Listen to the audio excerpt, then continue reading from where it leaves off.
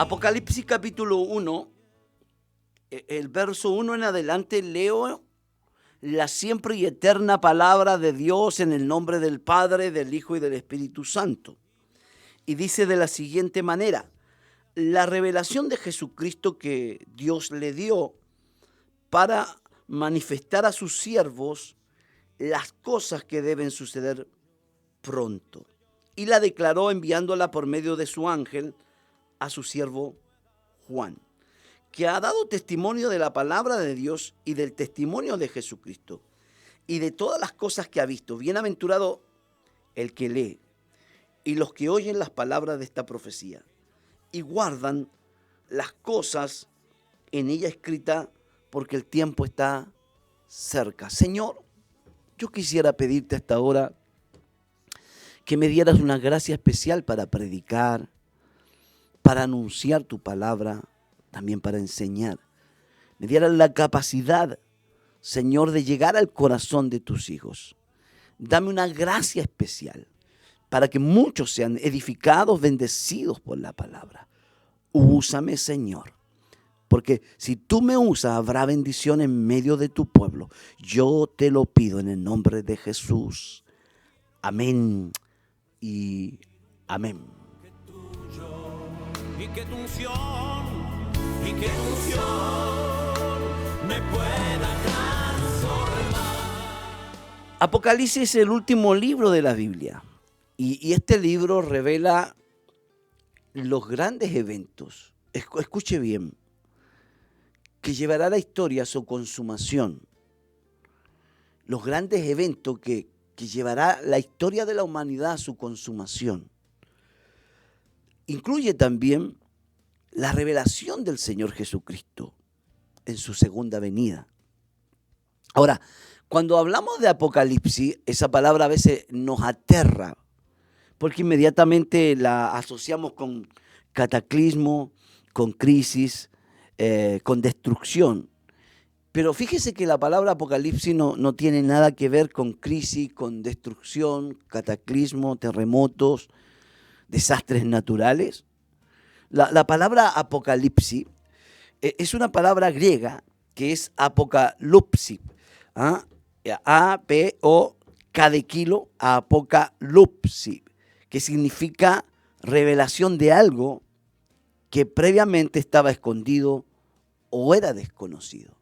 En otras palabras, el libro de Apocalipsis nos está enseñando una tremenda verdad, una revelación que estaba escondida o que era desconocida. Entonces la palabra Apocalipsis es revelación, revelar o desvelar, que significa correr una cortina, correr el velo. Entonces prestemos atención a esto porque es muy importante. Antes de empezar a estudiar este libro, es importante entender el espíritu en que fue escrito este libro. ¿Ah? El tema central. ¿Ah? El tema central. ¿Cuál es el tema central de este libro? Que tiene que ver con la gloria, ¿cierto? De Jesucristo. Estamos hablando de un Cristo glorificado. Acá aparece un Cristo glorificado que trae, ¿cierto? Una revelación. Por ejemplo, cuando vemos Mateo, Marcos, Lucas, Juan, nos presenta a un Cristo en humillación, a un Cristo sufriente, a un Cristo que sufrió por nuestros pecados, ¿cierto? A un Cristo en forma humana, ¿cierto? Pero cuando usted ve el Apocalipsis, ya no nos presenta a ese Cristo, nos presenta a un Cristo glorificado, que es el mismo, pero que está glorificado, que tiene ojos como llamas de fuego, que su cabello es blanco como la lana, que representa el todo saber, la sabiduría, la inteligencia, la gracia de Dios sobre él, el conocimiento, sus ojos que representan de alguna manera como ojos profundos, ojos que ven donde nadie puede ver, ojos que escudriñan donde nadie puede escudriñar. Entonces cuando tú ves ese Apocalipsis, ya no ves al Cristo sufriente, sino que ves a un Cristo glorificado, ves al león de la tribu de Judá, ves al cordero inmolado que está sentado en el trono. Entonces Apocalipsis te muestra a un Cristo glorificado. Siempre me recuerdo la experiencia de un evangelista. Estaba orando, preparándose para la campaña en un hotel, en una ciudad donde él tenía que predicar y de repente el Señor y el Espíritu Santo le hablan. Y le dice el Espíritu Santo, ¿cómo ves tú a Jesús? Y cuando oras por los enfermos, por algún endemoniado. Y él dijo, yo lo veo, me lo imagino con un vestido blanco, como lo describen los evangelios, ¿cierto? Una túnica, con unas sandalias, con un rostro muy tierno. Y él le dijo, no, cuando tú oras por los enfermos, ese no es el Cristo que está contigo. Cuando reprendes los demonios, tú tienes que ver al Cristo glorificado, al que murió y resucitó. Y cuando se le aparece a Juan en la isla de Pasmo, tiene ojos como llamas de fuego. Tiene un cinto, ¿cierto? Que ciñe sus lomos de oro. Tiene sus manos y sus pies como el bronce bruñido, refulgente. Su rostro brilla como el sol. Ese Cristo que tiene toda la gloria, ese Cristo que tiene todo el poder, es el Cristo que está contigo cuando tú unges los enfermos. Entonces, cuando usted ve en Apocalipsis, ve todo un contraste con el Cristo de los evangelios. En Apocalipsis a Cristo se le ve, ¿cierto? En relación con el tiempo, ya no es un Cristo limitado a tiempo. Por ejemplo, en Mateo, Marcos, Lucas, Juan, si Jesús estaba en Galilea, no podía estar en Judea. Si estaba en Judea, no podía estar en Samaria. ¿Me entiende? Entonces, es un Cristo limitado. Es un Cristo limitado porque Él se hizo hombre, porque Él se humilló, porque Él vino en forma de siervo, porque Él quiso humillarse. Entonces, cuando usted ve a Cristo de Mateo, Marcos, Lucas, Juan, ve a un Cristo limitado, ¿cierto? A espacio y a tiempo. Pero cuando usted vea al Cristo de Apocalipsis, cuando usted ve el capítulo 1, ¿cierto? El versículo, bueno, discúlpeme. Cuando ve al capítulo 1, Jesús dice que Él es el que era, el que es y el que ha de venir. Atención, el que es, el que era y el que ha de venir. O sea, ya no está sujeto a tiempo. ¿Por qué? Porque Él es el que es, el que era y el que ha de venir. Y también lo muestra como un Cristo que está con su iglesia. Por ejemplo, Él está con la iglesia de Asia Menor. Podríamos decir con la iglesia de Esmirna, con la iglesia de Tiatira, con la iglesia de Pérgamo, con la iglesia, aún con la iglesia de Éfeso, e incluso está golpeando las puertas de la iglesia de la Odisea, está en la iglesia de Sardi, está en la iglesia de Filadelfia. Entonces ya no está limitado, bendito Dios, aleluya, ya no está limitado a espacio. El Cristo de Apocalipsis es el Cristo que hoy tenemos nosotros. Tenemos a ese Cristo glorificado, que no está limitado, que está conmigo acá en la radio, pero está contigo ahí en la casa, en el auto, en el camión, donde tú vas. Y eso es glorioso. Por eso Jesús dijo, conviene, a ustedes les conviene que yo me vaya. Porque si no me fuere, no les puedo enviar el Espíritu Santo que estará con vosotros todos los días.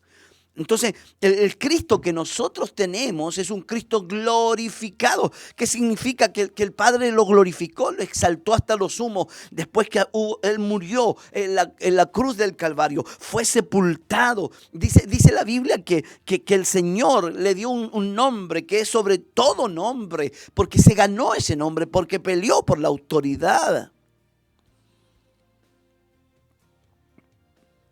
Entonces el Cristo de Apocalipsis es un Cristo glorificado, que tiene una relación más estrecha con su iglesia, que está con la iglesia acá en Macul, está en San Bernardo, está en el bosque, está en el monte, está en todas partes. Entonces cuando usted ve este libro se da cuenta de que trae una revelación. Por eso empieza diciendo Juan, la revelación de Jesucristo. La revelación de Jesucristo que Dios le mostró para manifestar, ojo, a sus siervos.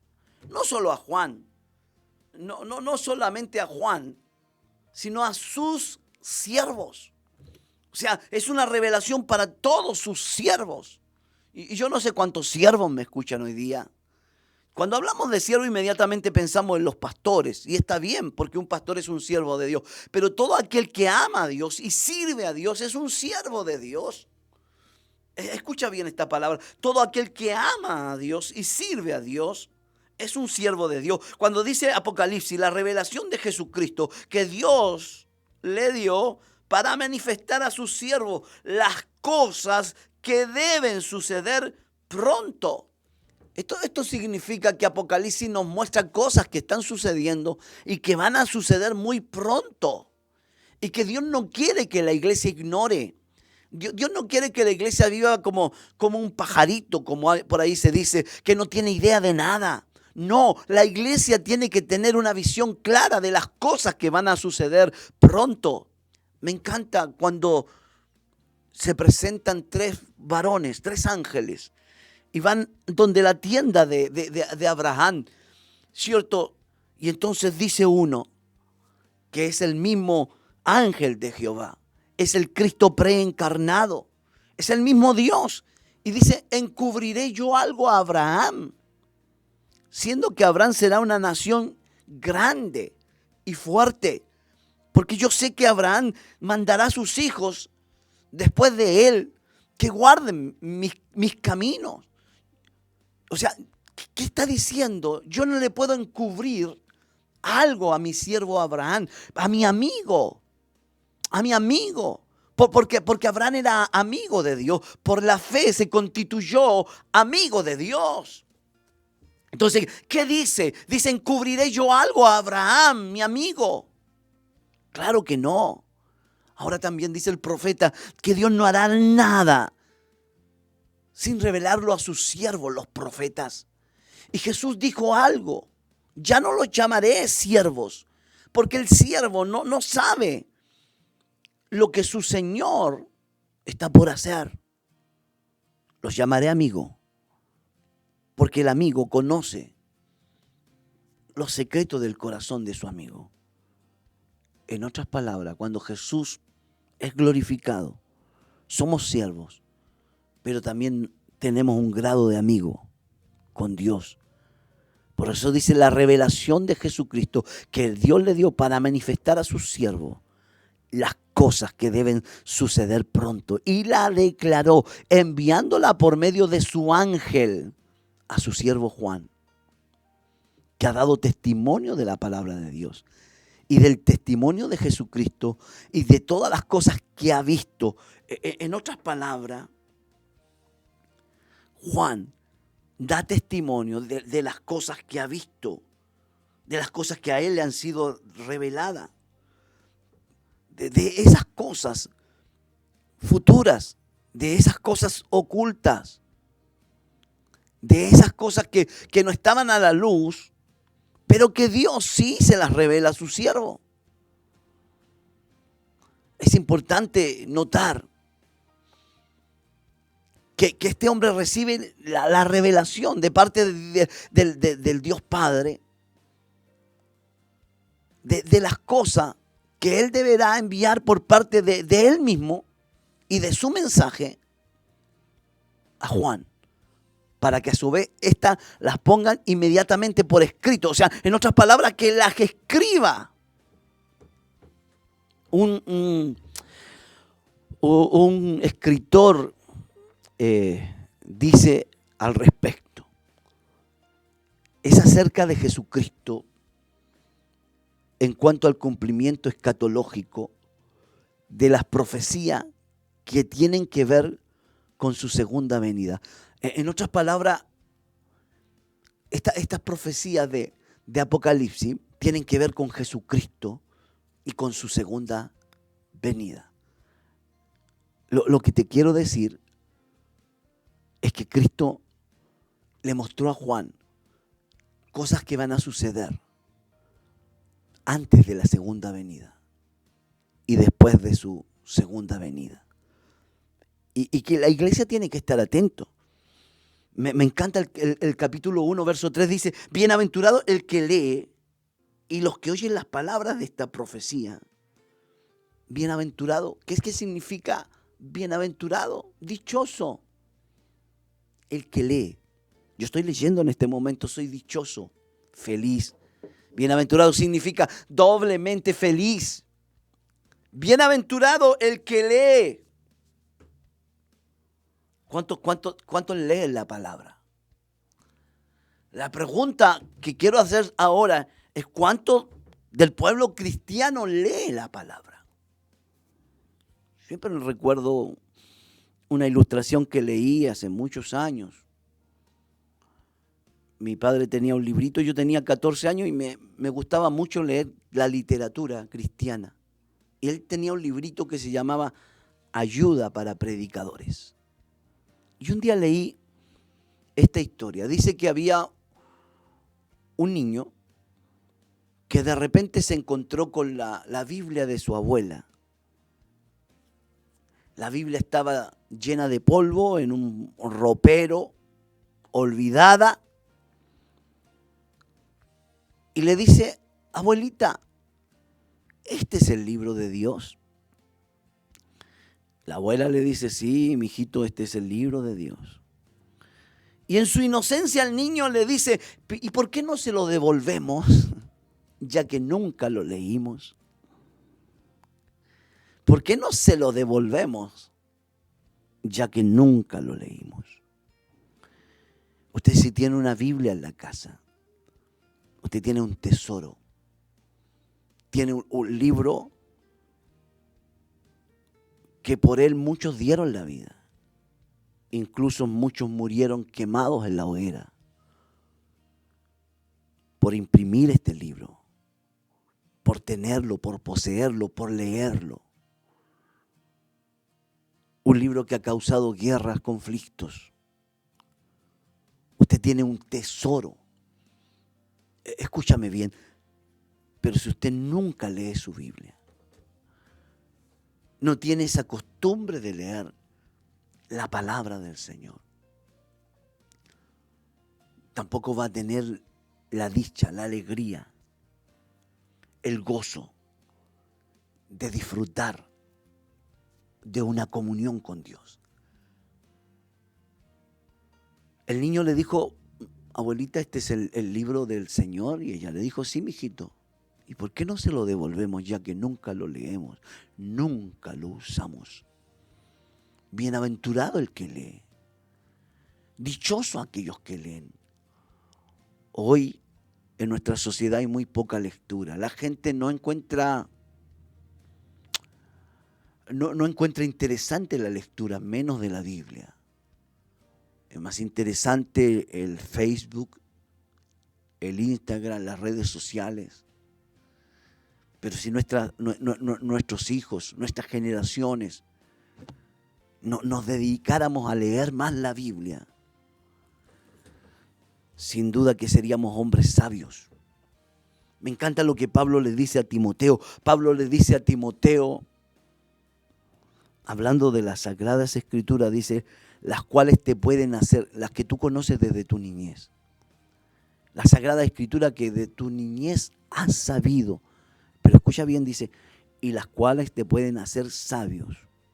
Pero lo más grande es para la salvación del alma. Alguien dijo, la Biblia créela para ser salvo. Léela para ser sabio. Y vívela para ser santo. Créela, léela y vívela. La pregunta que te quiero hacer, amado auditor, hoy día, ¿estás leyendo tu Biblia? Bienaventurado el que lee. Bendito Dios. Bienaventurado el que lee. ¿Estás leyendo tu Biblia? Vuelvo a preguntar otra vez. ¿Estás leyendo tu Biblia? Bendito sea el Señor. Hay una escritura en 1 de Tesalonicenses capítulo 5, verso 27 dice, os conjuro por el Señor que esta carta se lea a todos los santos, hermano. Mire como Pablo le dice, os conjuro. ¿Sabe lo que significa os conjuro? Apelo solemnemente a que esta carta se lea a todos los santos hermanos. Está hablando de la carta de Tesalonicenses. ¿Saben lo que es la palabra de Dios? En la carta de Dios.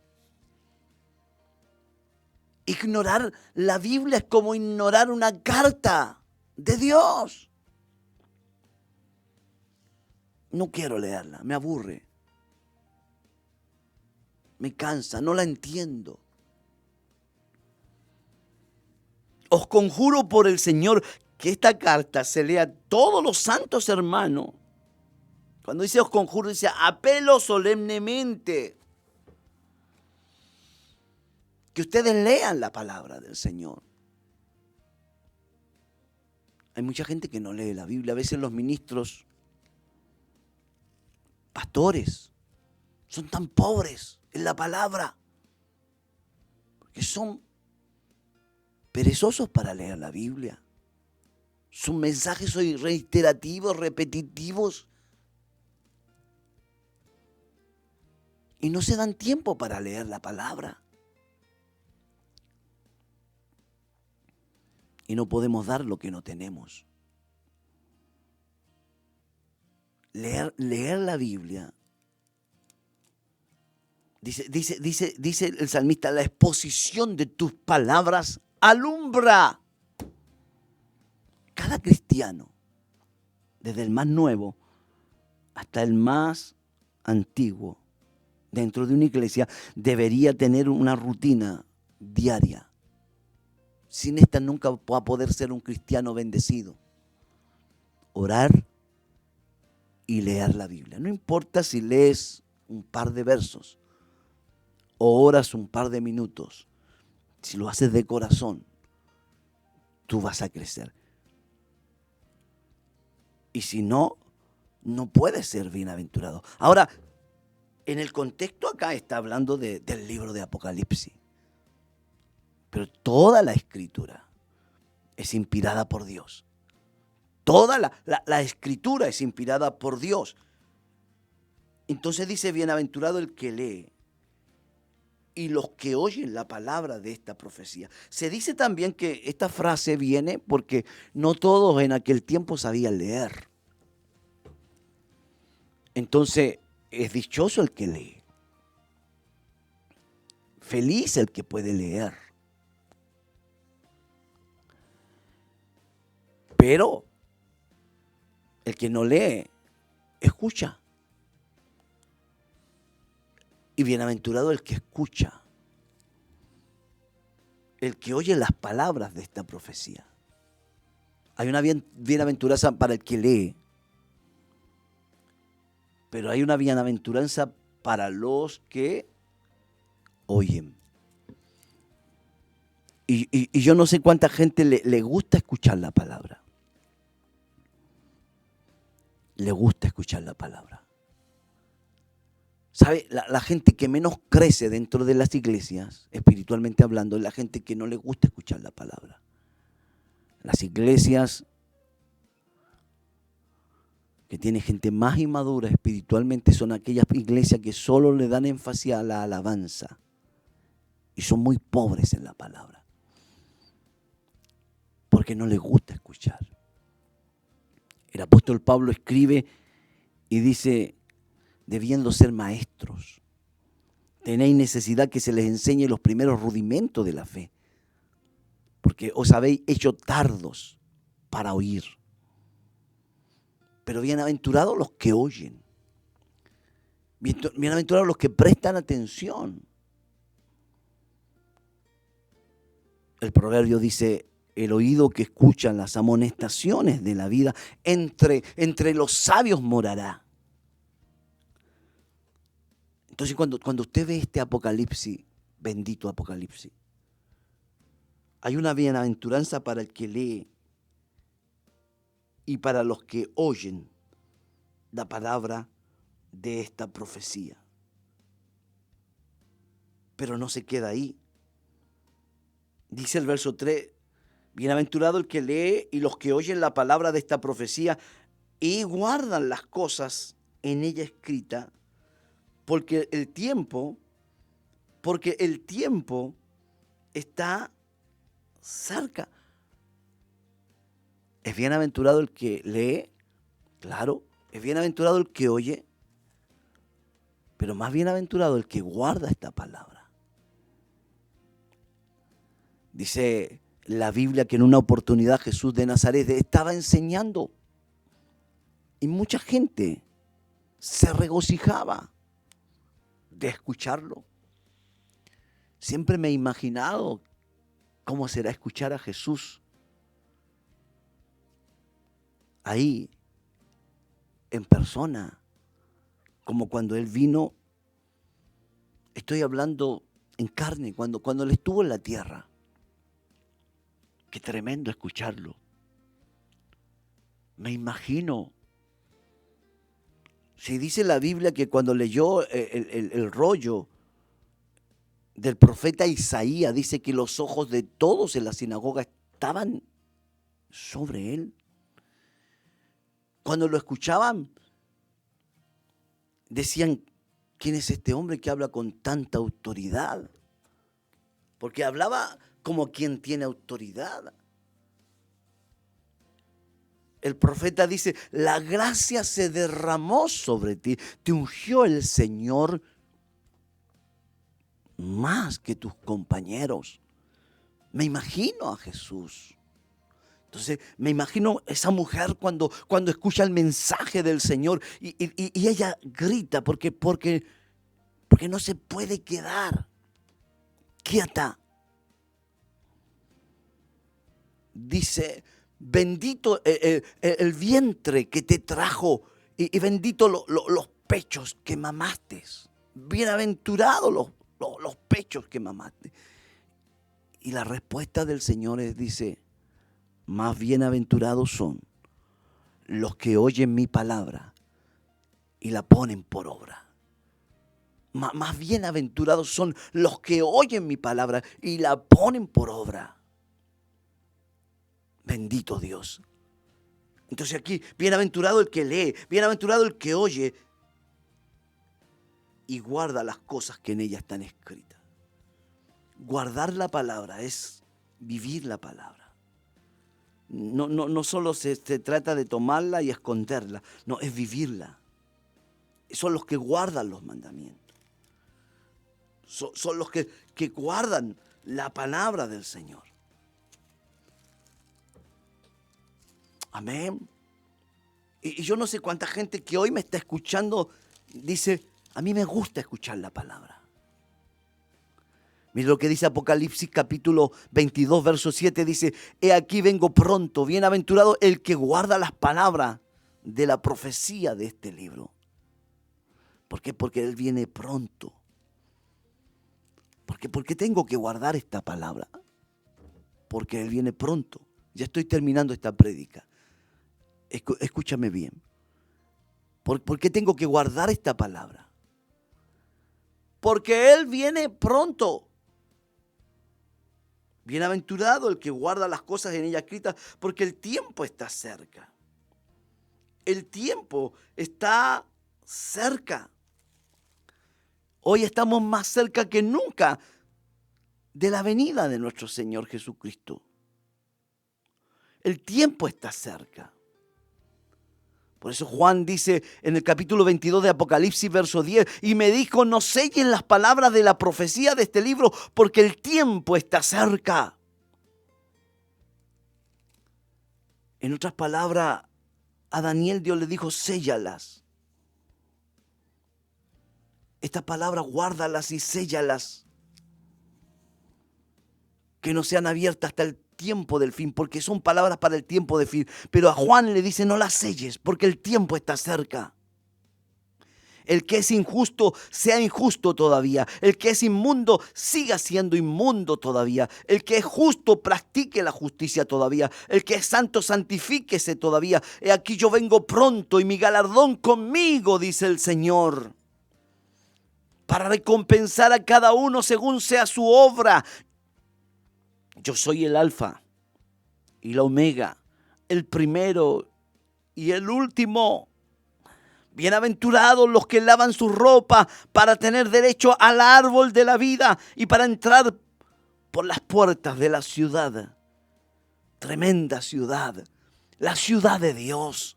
Aleluya. Yo no sé cuánta gente hoy quiere entrar a la ciudad de Dios. Porque hay una ciudad que tiene fundamento, cuyo arquitecto, cuyo constructor es Dios. Allí no entrará cosa inmunda. Es una ciudad perfecta. Yo siento la presencia de Dios mientras predico. Aleluya. Esa ciudad la vio Abraham. ¿Por qué? Porque la buscaba.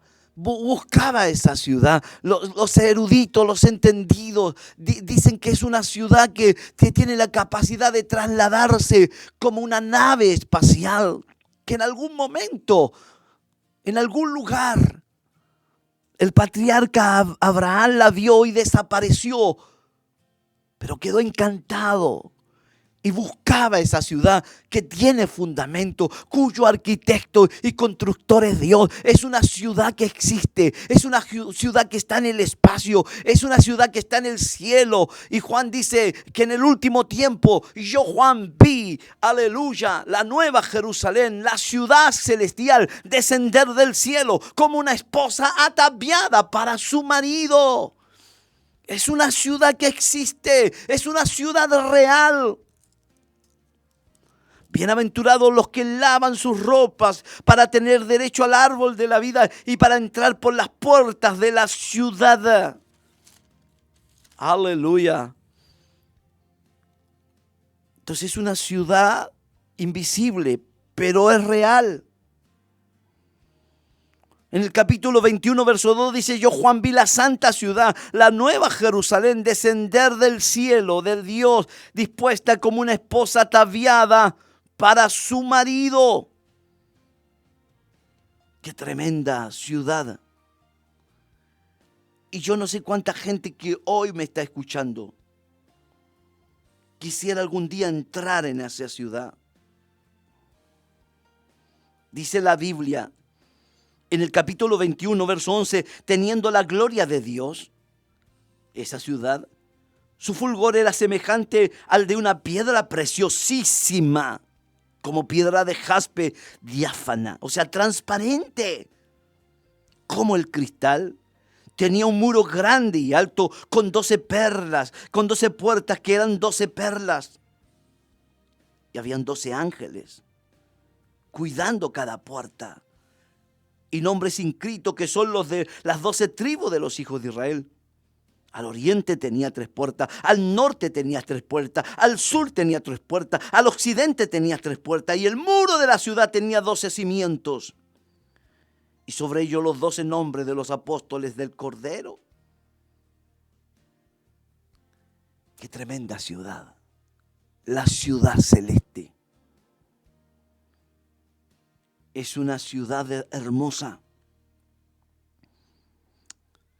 Dice la Biblia en el verso 22 de Apocalipsis 21, y no vi en ella templo, porque el Señor Todopoderoso es el templo de ella y el Cordero.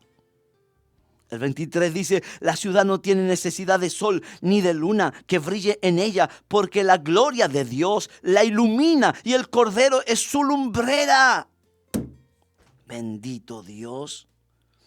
Sus puertas nunca se cerrarán de día, pues allí no habrá noche. Una ciudad donde no hay noche, donde no hay delincuencia, donde no hay prostitución, donde no hay asesinatos. Es una ciudad donde dice no entrará en ella cosa inmunda o que haga abominación y mentira, sino solamente los que están inscritos en el libro de la vida del Cordero. Este es el primer tema de Apocalipsis. Mañana, con la ayuda del Señor, podré dar el segundo. Me gustaría que, si usted me está escuchando a través de las redes sociales, me escribiera ahí: yo quiero ir a esa ciudad. Yo quiero ir a esa ciudad. Si la palabra lo tocó, escríbame: yo quiero ir a esa ciudad. Moisés, ¿tenemos algo por ahí? Aleluya. Yo quiero saber cuántos de los que me están escuchando están realmente atentos al mensaje. Y me pueden escribir: Pastor Daniel, yo quiero ir a esa ciudad. Bienaventurado el que lee, el que oye y el que guarda la palabra escrita. ¿Cuántos pueden atreverse a escribir: quiero ir a esa ciudad? Vamos, Moisés, con una alabanza y volvemos para orar.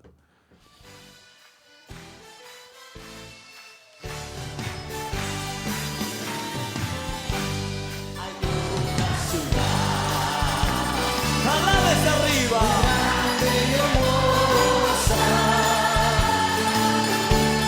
Gloriosa ciudad, donde no habrá sol. Mira lo que dice. Y eso será muy pronto. Los que son salvados por la sangre preciosa de nuestro Señor. Y con su mano arriba me dice: oh, yo quiero ir. Sí, yo quiero ir a esa ciudad, donde morarás hijos de Dios. Los hijos de Dios. Yo quiero vivir por la eternidad junto con los santos. Dígalo entonces. Bien, qué lindo alabanza. Cristian Alejandro Rojas Sánchez dice: yo quiero ir a esa ciudad, aleluya, gloria a Dios. La pastora Patricia Quesada dice: quiero ir a esa ciudad bendita. Ariel también Muñoz dice: yo quiero ir a esa ciudad. Daisy Bay: yo quiero ir a esa ciudad. Gabriel Valenzuela: yo voy a la patria del alma, bendito sea Dios. Camilo Parra quiere ir a esa ciudad. Eso es, qué bueno que los hermanos nos escriben. Hermano, hoy día el evangelio a veces se vuelve un evangelio social. Ya la gente no quiere y ni siquiera se predica un mensaje del cielo. Pero ¿cuántos dicen: yo quiero ir un día a esa ciudad hermosa, santa? Qué bueno, mañana sigo hablando de Apocalipsis. Así que Moisés, póngale Apocalipsis parte 1. Mañana le ponemos la parte 2. Qué bendito el Señor. Que Dios les bendiga. Gracias por escucharme. Chao, chao. Bendiciones. Muchos me están escribiendo. Voy a leer sus comentarios. Muchas bendiciones. La sangre preciosa